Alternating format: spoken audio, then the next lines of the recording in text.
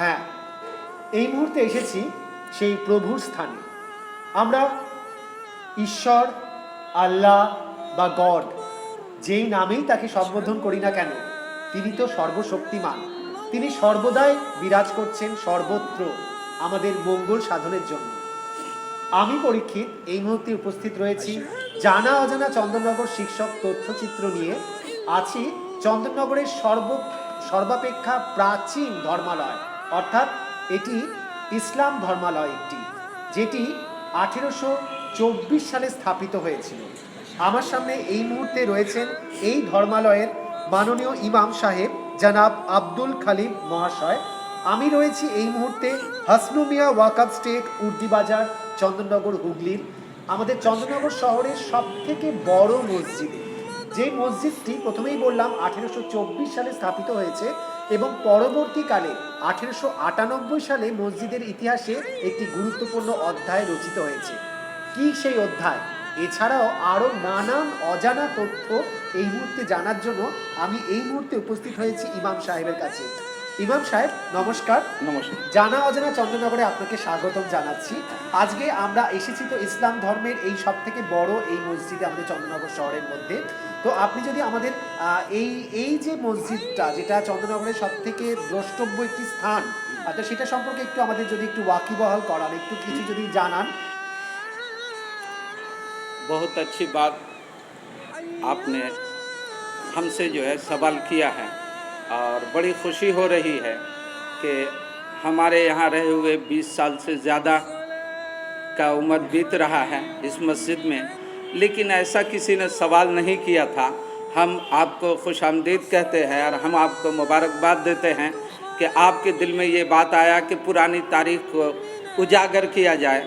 और हकीकत यही है, सच्चाई इसी में है कि हम लोगों की हर कुछ छिपी हुई पुरानी ही तहजीब, पुरानी ही तमद्दुन, पुरानी ही तारीख में है। तो इसलिए अभी ज़रूरत है कि उस पुरानी तारीख को उजागर किया जाए। बहरहाल आपको जब ये शौक़ जागा है और ये अरमान जागा है, तो हम ये कह रहे हैं कि सबसे बड़ी बात ये है कि हर इंसान के अंदर में एक ऊपर वाले ने ये खूबी रखा है कि हर कोई चाहता है कि हम अच्छा काम करें, एक पुण्य काम अपनी ज़िंदगी में करके जाएं। तो शेख हसनु कसाब नाम के एक शख्स थे यहाँ, जिनके अब्बू का नाम, उनके वालिद साहब का नाम शेख नेबू था। उनके दिल में भी ये बात थी, हालांकि उनके पास में उतना पैसा दौलत नहीं था, वो एक मीडियम क्लास से आदमी ज़िंदगी गुजारते थे, लेकिन उनके अंदर में एक शौक़ जागा कि हम यहाँ के लोगों के लिए, उर्दी बाज़ार वालों के लिए, चंदन वालों के लिए हम कुछ काम कर जाएं। तो उनके दिल में जब ये बात आया तो उन्होंने 1824 में उन्होंने इस ज़मीन का बयानानामा दिया। अच्छा, आप 1898 में क्यों ये हुआ?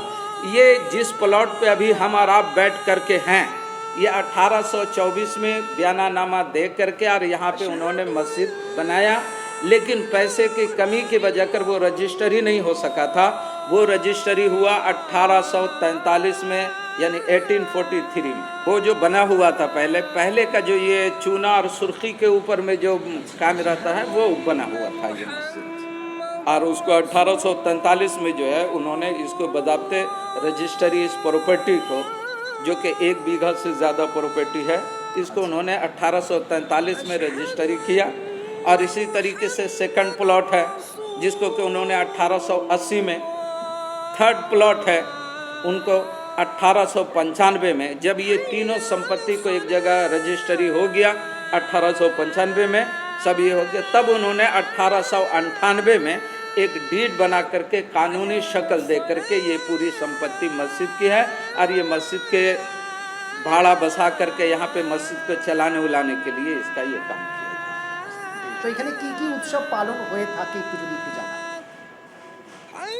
बहुत अच्छा किया। ये आम आदमी के अंदर में ये जानकारी नहीं है कि मस्जिद में ये समझता है कि जिस तरह और दूसरे स्थानों में बहुत तरह के प्रोग्राम होते हैं, लेकिन यहाँ मस्जिद कहा ही जाता है उसको सजदा की जगह, यानी जहाँ नमाज पढ़ी जाए। तो मस्जिद में और कोई दूसरा उत्सव नहीं होता है, यहाँ में सिर्फ नमाज होता है।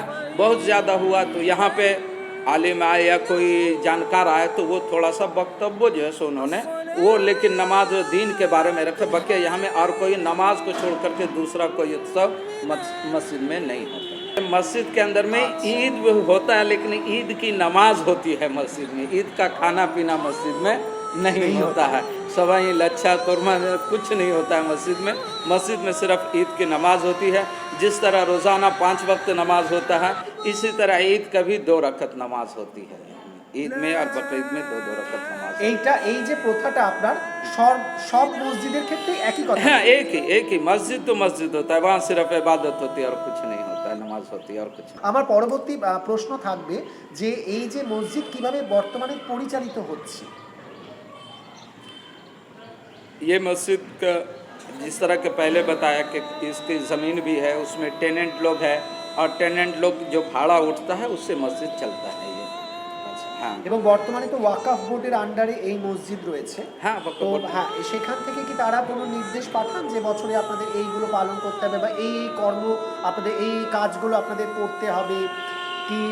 ধরুন বলছি, আমাদের চন্দ্রনগর থেকে কেউ হয়তো আরব দেশে তারা ঈদের মূল যেটা আপনাদের তীর্থক্ষেত্র হজ করতে যাচ্ছে, তো সেখানে তারা যোগাযোগ করবেন কোথায়? নিশ্চয়ই তারা আগে আপনাদের সাথে যোগাযোগ করবেন, হ্যাঁ, আপনারা সেই হ্যাঁ। নাম পাঠাবেন। ওয়াকফ বোর্ডের আন্ডারে যেহেতু আপনারা আছেন, একটা প্রসেস চলছে আপনাদের, তো সেইটা তারাও তাহলে আপনাদের নিশ্চয়ই নিয়ন্ত্রণ করছে, মানে ওয়াকফ বোর্ড বা এরকম অন্য কোনো সংস্থা রয়েছে যারা আপনাদের নিয়ন্ত্রণ করেন বা আপনাদের কাজগুলোকে তারা দেখভাল করেন? नहीं, ऐसा कुछ भी नहीं। हाँ, वक्फ बोर्ड है। हकीकत में यह है कि वक्फ की जितनी प्रॉपर्टी होती है वो उसका मालिक वक्फ बोर्ड ही होता है, और बकिया जो यहाँ पे चलाने के लिए वक्फ बोर्ड के तरफ से मुतवल्ली फिक्स किया जाता है। वो मुतवल्ली का काम होता है कि ये मस्जिद का देख रेख करना, चलाना, और वक्फ बोर्ड के तरफ से कोई ऐसा निर्देश नहीं आता है कि ऐसा चलाना है वैसा चलाना है। उसको है ईयरली हिसाब किताब, हम लोग जैसे उसको सालाना देते हैं, हम लोग ईयरली हिसाब उसको देते हैं, और उनका काम है कि वो टैक्स जिस तरीके से म्यूनसिपलिटी का टैक्स है यहाँ प्रॉपर्टी का दिया जाता है, उनको भी 7% टैक्स साल ईयरली दिया जाता है। আমাদের চন্দ্রনগর শহরে কতগুলো মসজিদ রয়েছে একটু যদি বলেন? 26 मस्जिद हैं।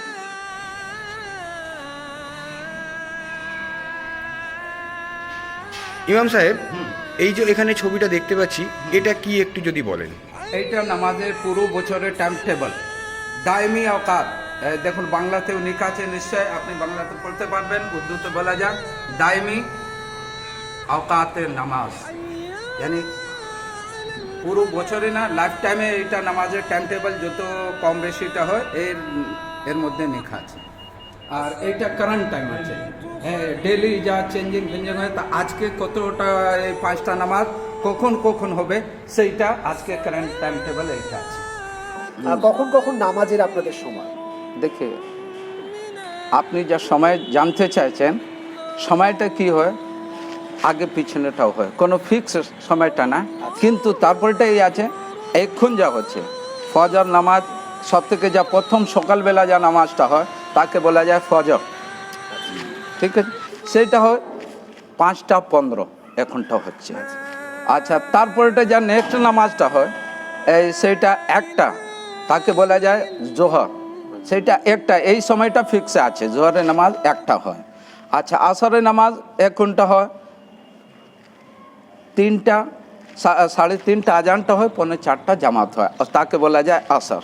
তারপর এটা হয় মগরিবের নামাজটা, মগরিবের নামাজটা 1 ঘন্টা হচ্ছে 4:56, আর তারপর এটা হচ্ছে এশা নামাজ ওই 7:30টা এখন হচ্ছে, শীতকালে 7টা হচ্ছে। শীতকাল এবং গরমকালে হ্যাঁ, সময়টা আগে পিছেটা হয়, তার একটা সিস্টেম আছে, যেরকমটা সূর্য উঠে তার সময়টা চেঞ্জ হয়, ডুবে তার সময়টা চেঞ্জ, তার অনুসারে এইসব নামাজের ওয়াক্তটা রাখা যায়। আজান ব্যাপারটা কি একটু যদি বলেন?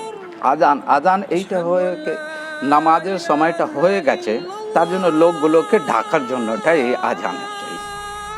আমরা এই মুহূর্তে মসজিদের গর্ভগৃহে প্রবেশ করলাম।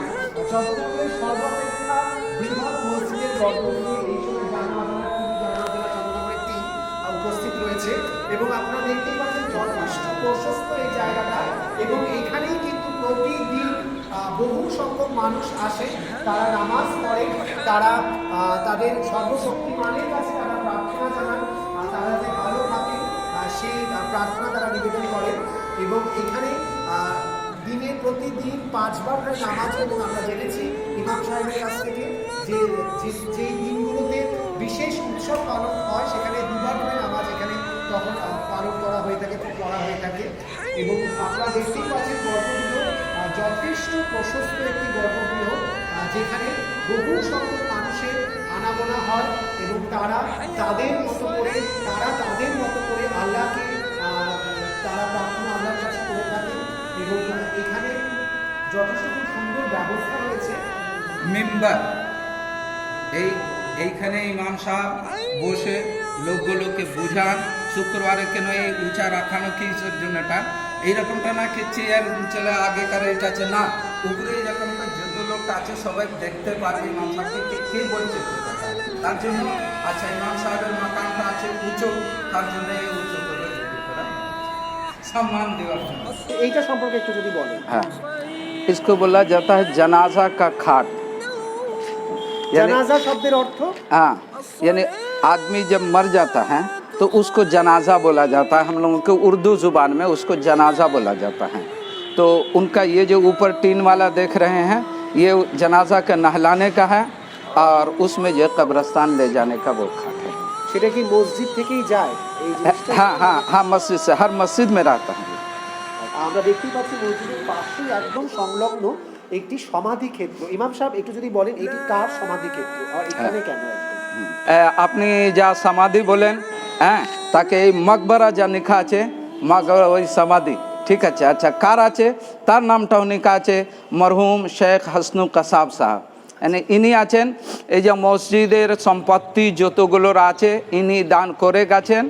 আর ইনার নিজেটাও হলো কি আমি লোকের জন্যটা এত ভালো কাজটা করেছি, তারপরটা আমার মসজিদের মধ্যেই এই যত জায়গাটা আমি দিয়েছি তার মধ্যে এতক্ষণ জায়গা আমাকে চাই কি আমার সমাধি এইখানেটা, আমার কবরটা এখানে হয়, সেই জন্য ওনার কবরটা আছে শেখ হাসনু কাসাব সাহেব।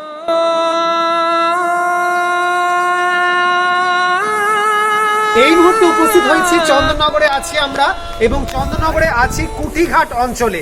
চন্দননগরে কুটিঘাটের অন্যতম একটি দ্রষ্টব্য স্থান এটি বেলাল মসজিদ। আমরা এখন আমাদের টিম নিয়ে বেলাল মসজিদের অভ্যন্তরে প্রবেশ করব। আমরা চন্দননগরে যেসব মসজিদ রয়েছে সেগুলো তো দেখানোর চেষ্টা করছি, তার মধ্যে অন্যতম দ্রষ্টব্য একটি মসজিদ বেলাল মসজিদ। দেখতে পাচ্ছেন কতটা বড় এবং ভেতরটা যথেষ্ট প্রশস্ত। আসুন আমরা দেখে নিই।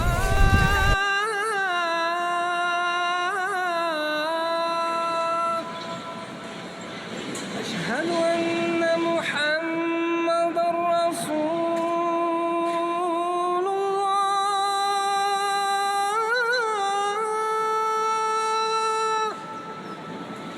أشهد أن محمدًا رسول الله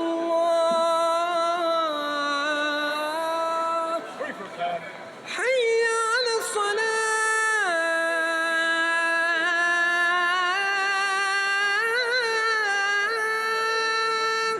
حي على الصلاة